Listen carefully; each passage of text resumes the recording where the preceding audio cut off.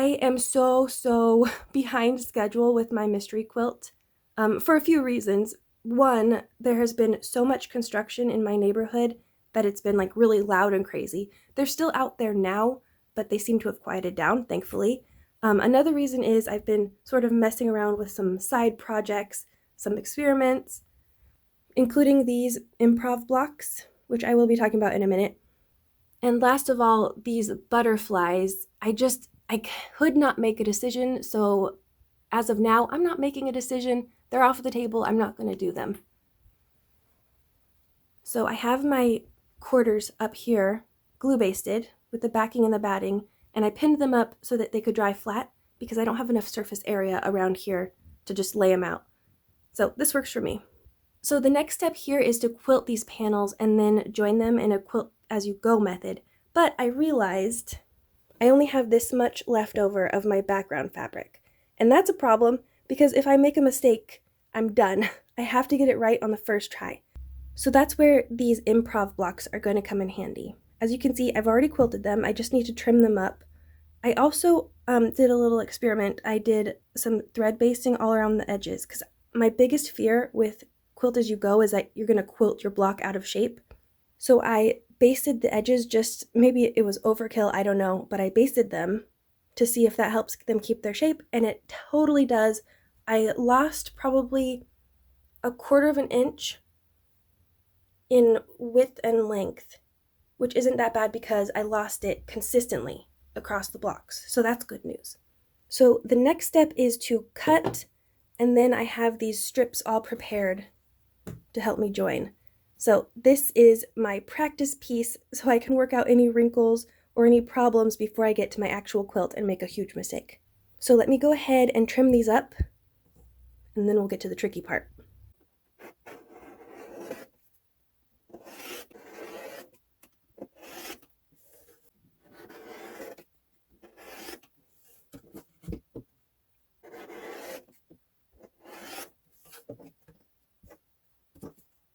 Okay, I took a minute to lay out my blocks and my strips how I want them. And you'll notice that my strips are way longer than they need to be, and that's just because I'm lazy. I didn't feel like measuring that. I just cut the strip and I can trim as I go. So for this little sample, I'm going to sew the bottom half and then the top half, and then I'll connect them at the middle like with this strip. To attach these two bottom pieces, I'm going to have one colorful strip sewn on the front and one folded over backing strip sewn on the back. And both of those edges, the raw edges, not the folded over edge, the raw edges are going to align with the side right there. You could hold them together in a bunch of different ways, pins, clips, whatever you want, but I'm actually going to be using glue, like always, because I just like it and I don't like pins. And if you want to follow along at home, the front strips are approximately 1 1/8 inch wide by the length. You want the length of the block. And the backing strip here, before it's folded in half, it is 1 3/4 inch. Now I've never done this particular quilt as you go method before, so I don't know how well this is going to work, but we will find out together. I'm going to start by glue basting the top strip, and then I'm going to heat press it with my iron. And then once that's set, I'm going to do the back strip, the folded over strip. And the only reason I'm not afraid of using heat right now is because my batting is not a synthetic batting, it's cotton.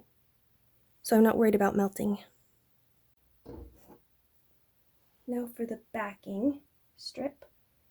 I always use muslin on the backs of my mini quilts because it's just so much cheaper than using one of my nice fabrics that I could just use as a scrap in another quilt. I mean, you get such a huge piece of muslin for very little money. And no one's going to see it anyway. It's going to be hanging on the wall. Now when I press this one, I'm going to make sure and get a good strong crease on this strip here so that it doesn't fall open while I'm sewing. I should have done this before. I should have overlapped them so I only have to press once. Doesn't save much time, but it does save a little. Got a nice crease there now. Okay, now it's time for the fun part, sewing. I have a little quilt sandwich right here because I want to bump up the stitch length a couple notches, and sometimes that can mess with my tension.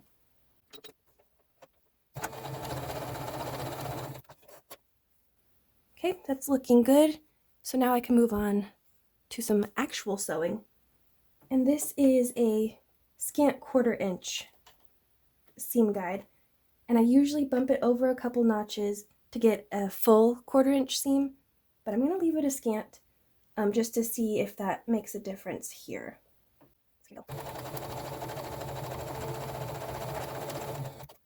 And I'm just going to flip it over to make sure I got both sides, and I did, I think I glued this one a little crooked.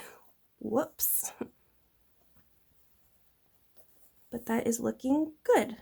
So I'll do the next one the same way with the scant 1/4 inch. Oh, and I can already see I made a mistake with gluing this one too. I was a little lazy with my gluing.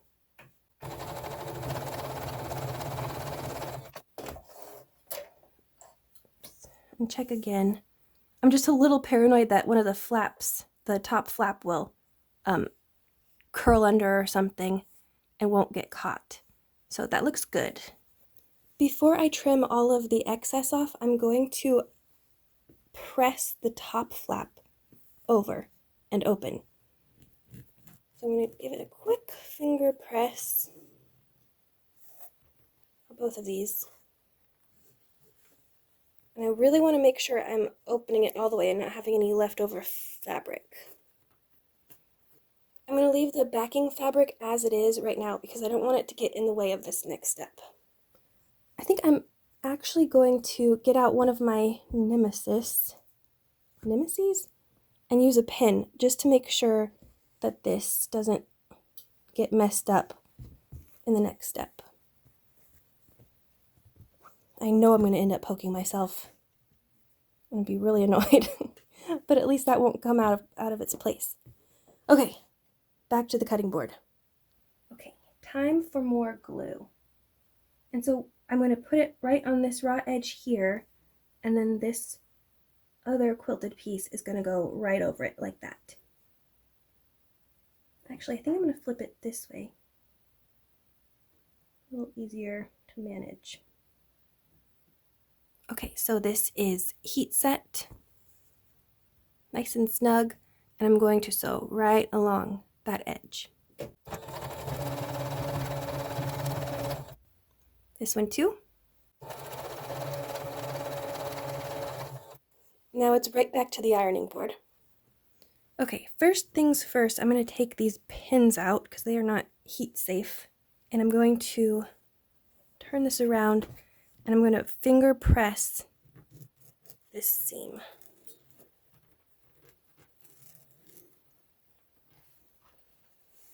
And this one. Looking pretty good, pretty crisp.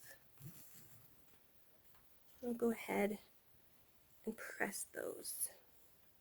And I already think I might have a problem here because I think I really did need the 1/4 inch seam because this isn't supposed to be so far apart, because this is supposed to fold over and cover it perfectly. So yes, do not use a scant 1/4 inch. Let's see.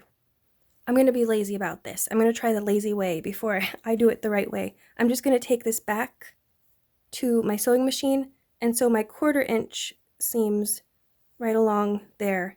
I'm not going to rip anything out. It doesn't matter really because it's just a sample. So I'm going to do it the lazy way and see if that works. So I'll be right back. My goodness. I swear I've been quilting for years and years and I still manage to underestimate how important a consistent, accurate 1/4 inch seam is.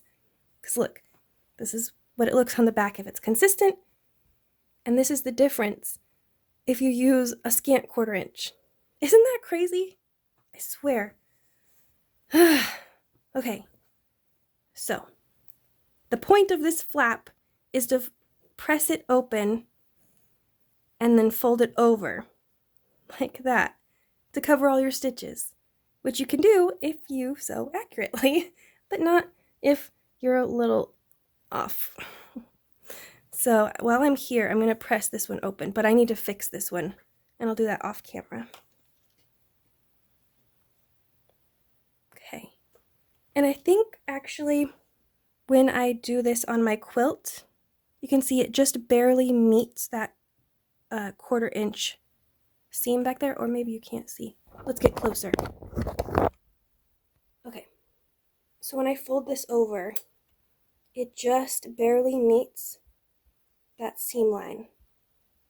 So when I cut my strips for my big quilt, I'm going to cut my backing just a little bit bigger, maybe just 2 inches instead of 1 3/4, just to compensate for that a little bit.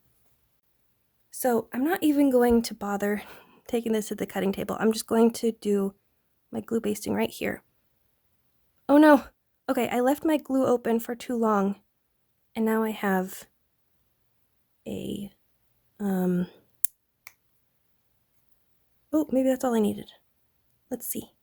Yes, it dried a little bit on the top. I just had to scratch that off. This. And heat set it. I think this next step is probably the most finicky step to finish off this strip. If you just do an invisible stitch, a ladder stitch, the stitch that you use for your binding, you would just stitch down here. But I think because my thread is going to match the front of my quilt, for my big quilt, I'm just going to machine sew this down right along the edge with a nice top stitch. So that stitch, when I use in my machine, it's going to show up right here. But for my sample, I'm just going to close it by hand, just so it's a little neater, because it would show up if I skipped over into this color. That's looking pretty good, pretty crisp. So I will fix this one and hand sew those down, and I'll see you in a little while. So my 2 panels are finished. I used the ladder stitch to secure that side right there to finish that off. And now I just need to combine the 2 halves. And it's going to be more of the same. It's another front strip and another backing strip, which needs to be repressed because it's coming unaligned. But since it's the same as the other part, I'm going to go ahead and finish it off camera so you don't have to watch that all over again. And then I'll meet you back here with the finished piece minus the binding. And I want to talk a little bit about what this is going to look like on my big quilt, my mystery quilt. All in all, I think that worked out pretty well. Everything is nice and crisp and neat, aside from the fact that these 2 center pieces are just slightly misaligned. Thankfully, that shouldn't be a problem in my mystery quilt because of its unusual partial seam construction. So that's a good thing, but the partial seam construction sort of is going to be a little challenging because as far as I know, from reading and just brainstorming, I don't think there's a way to do quilt as you go with a partial seam construction. So that's going to be interesting. So far, my idea is that I'm going to connect the short side to a long side with one of these strips, and I'll do that all the way around, and then I'll have that square hole in the middle that I'm going to have to patch together and sort of Frankenstein together to get it to work. So stick around for my next video because that's what I'm going to be working on. But again, it has to work out perfectly the first time because this is literally all I have left. I think I have just enough to get 4 strips from this, whereas I have plenty of my backing fabric for both the strips and for the binding of the quilt. So now off camera, I'm going to work on doing echo quilting around all my pieces, all of the flowery motifs and leaves. I think I might add some quilting in the bigger shapes too, like the leaves and this flower here. Maybe even the hexy flowers will need something a little extra just to tack it down. But I'm going to play that by ear. Mainly I'm going to be focusing on echo quilting everywhere. And it's going to be like a super lazy organic one. I'm going to just sort of use these as informal guidelines. And I'm not going to quilt the panels as densely as I quilted my little sample because I want it to have a little bit more drape. I don't want it to be so stiff. So that is my basic plan for now. And luckily it is autumn now because it's going to start cooling down in my sewing room. That'll be really nice. So if you enjoyed this video, don't forget to like, comment, and subscribe, and I'll see you again soon, hopefully. I really don't know how to calculate how much time it's going to take to do all this echo quilting, but I'm going to try to be optimistic.